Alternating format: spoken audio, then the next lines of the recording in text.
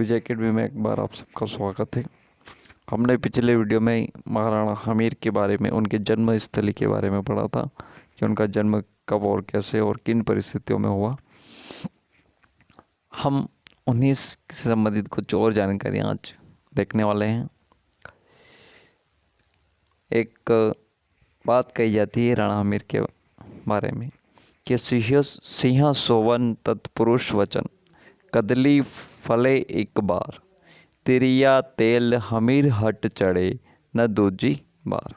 अब इसका जो अर्थ यह है कि सिंह एक ही बार संतान को जन्म देता, सज्जन लोग बात को एक ही बार कहते हैं, केला एक ही बार फलता है, और जो स्त्री होती है यानी जो लड़की होती है उसको हल्दी का लेप या तेल एक ही बार चढ़ाया जाता है, और यानी अर्थात उसका जो विवाह होता है वो एक ही बार होता है। ऐसे ही राव हमीर का जो हट है वह जो ठानते हैं उस पर दोबारा विचार नहीं करते। यानी हमीर जो हैं अपने हट के लिए पहचाने जाते हैं। ये वो मेवाड़ी शासक हैं जिन्होंने अलाउद्दीन खिलजी को 3 बार हराया था और अपनी कैद में भी उन्होंने रखा। इनके नाम से के आगे आज भी जो है मतलब इनकी हट के कारण जो है आज भी इनको हट्टी इनके नाम के अगर हट्टी शब्द जोड़ दिया जाता है। और मेवाड़ी शासक के बारे में और उसके हट तथा ऐतिहासिक युद्धों के बारे में हम आगे देखते हैं। राणा हमीर देव चौहान रणथंभौर रणत भंवर के शासक थे और ये पृथ्वीराज चौहान के वंशज थे। इनके पिता का नाम चैत्र सिंह था। ये इतिहास में हट्टी राणा के नाम से प्रसिद्ध हुए हैं। जब हमीर विक्रम संवत 1331 यानी ईस्वी संवत की अगर बात करें तो 1282 में रणथंभौर रणत भंवर के शासक बने, तब रणथंभौर के इतिहास का एक नया अध्याय प्रारंभ होता है। और हमारी देव रणथंभौर हमीर देव रणथंभौर के चौहान वंश का सर्वाधिक शक्तिशाली एवं महत्वपूर्ण शासक थे। इन्होंने अपने बाहुबल से विशाल साम्राज्य स्थापित कर लिया था। राव हमीर का जन्म 7 जुलाई 1272 को चौहान वंशी राव चैत्र सिंह के तीसरे पुत्र के रूप में अरावली पर्वतमाला के मध्य में बने रणथंभौर दुर्ग में हुआ था। बालक हमीर इतना ही वीर था कि तलवार के एक ही वार से मदमस्त हाथी का सिर काट सकता था। उसके मुक्के के प्रहार से बिला कर ऊंट धरती पर लेट जाता था। इस वीरता से प्रभावित होकर राजा चैत्र सिंह ने अपने जीवन काल में ही 16 दिसंबर 1282 को उनका राज्याभिषेक कर दिया और राव हमीर ने अपने शौर्य और पराक्रम से चौहान वंश की रणथंभौर तक सीमित सीमाओं को कोटा, बूंदी, मालवा तथा ढूंढाल तक उसका विस्तार किया। हमीर ने अपने जीवन में 17 युद्ध लड़े, जिसमें से वो 16 युद्ध में विजयी रहे, और 17वां जो युद्ध है ऐसा कहा जाता है कि उस समय वो विजय अभियान का अंग नहीं था, यानी उसमें वो हार चुके थे। इतिहास में स्थान जो रहा है वो मेवाड़ राज्य उनकी उत्पत्ति से ही शौर्य और वीरता का प्रतीक रहा।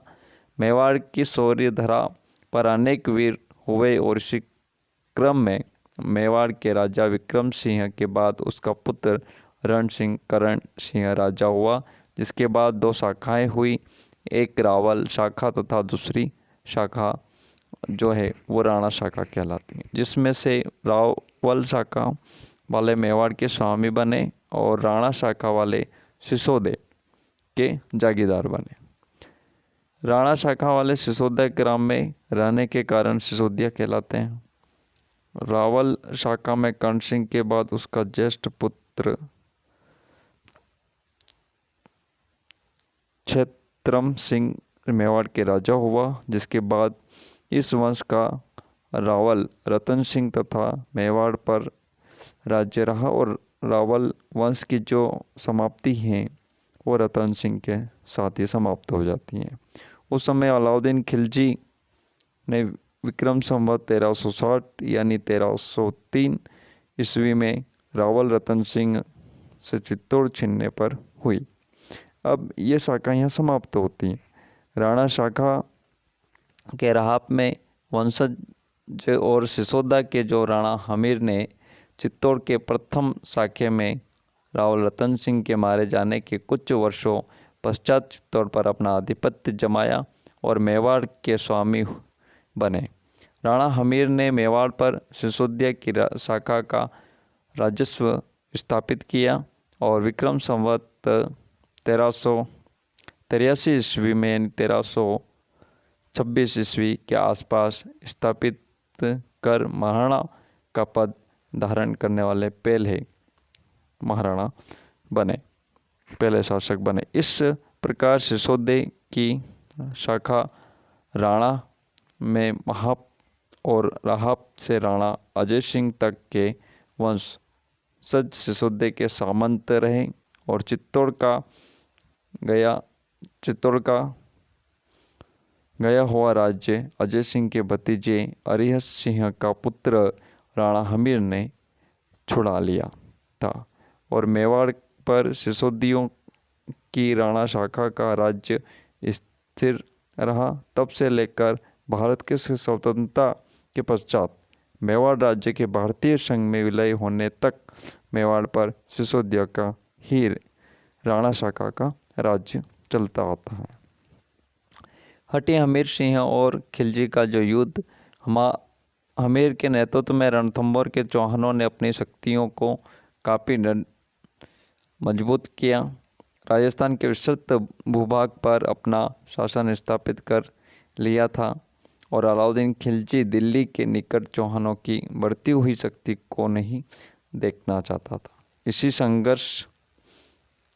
इसीलिए संघर्ष होना आवश्यक था और अलाउद्दीन खिलजी की सेना ने सर्वप्रथम क्षणगढ़ पर आक्रमण किया। उसका यहाँ आसानी से अधिकार हो गया और क्षणगढ़ पर मुगलों ने अधिकार कर लिया। यह समाचार सुनकर हमीर ने रणथंभौर से सेना भेजी। चौहान ने मुगल सैनिकों को परास्त कर दिया। मुगल सेना पराजित होकर भाग गई। चौहानों ने उनका लूटा हुआ धन व अस्त्र शस्त्र लूट लिए। विक्रम संवत 1358 ईस्वी यानी 1301 में अलाउद्दीन खिलजी ने दोबारा चौहानों पर आक्रमण किया। क्षणगढ़ में दोनों सेनाओं में भयंकर युद्ध हुआ और इस युद्ध में हमीर स्वयं नहीं गया था। वे चौहानों ने वीरतापूर्वक युद्ध किया, लेकिन विशाल मुगल सेना के सामने वो अधिक समय तक टिकते। अंत में सुल्तान का क्षणक पर अधिकार हो जाता है और उसके पश्चात मुगल सेना रणथंभौर की तरफ बढ़ने लगती हैं। तुर्की सेना नायकों ने हमीर देव के पास, अब देखो ये हटीला हमीर जो शब्द है हमने पढ़ा, तो इसमें क्या कि अलाउद्दीन खिलजी के जो कुछ सैनिक थे, विद्रोही 2 सैनिक थे, वो हमीर के पास में जाके शरण लेते हैं। शरणागति भी था मतलब, तो शरण में आए हुए वो उनको वापस लौटाता नहीं और उनकी रक्षा करने के लिए ये युद्ध होता है। तत्पश्चात मुगल सेना रणथंभौर की तरफ बढ़ती है और तुर्क सेनानियों ने हमीर देव के पास एक सूचना भिजवाई थी, जिसमें हमारे विद्रोहियों को सौंप दो जिनको अपने शरण में दे रखी है। यानी 2 तुर्क सैनिक थे, उनको हमीर ने शरण दी थी। तो हमारी सेना वापस जो है दिल्ली लौट जाएगी, अलाउद्दीन खिलजी का कहना था। लेकिन हमीर अपने वचन पर डट रहे और मुगल सेना का घेराव बहुत दिनों तक चलता रहा, लेकिन उनका रणथंभौर पर अधिकार नहीं हो सका और अलाउद्दीन ने राव हमीर के पास दोबारा दूत भेजा कि हमें विद्रोही सैनिकों को सौंप दो और हमारी सेना वापस दिल्ली लौट जाएगी। हमीर हठपूर्वक अपने वचन पर डट था। बहुत दिनों तक मुगल सेना का घेरा चलता रहा और चौहान सेना मुकाबला करती रही। अलाउद्दीन को रणथंभौर पर अधिकार करना मुश्किल लग रहा था।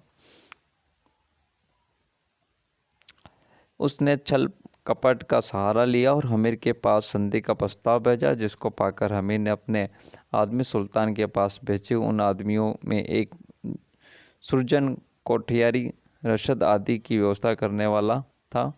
वह कुछ सेना नायक थे। अलाउद्दीन ने उनको लोभ लालच देकर अपनी तरफ मिलाने का प्रयास किया। इनमें से गुप्त रूप से कुछ लोग सुल्तान की तरफ हो गए।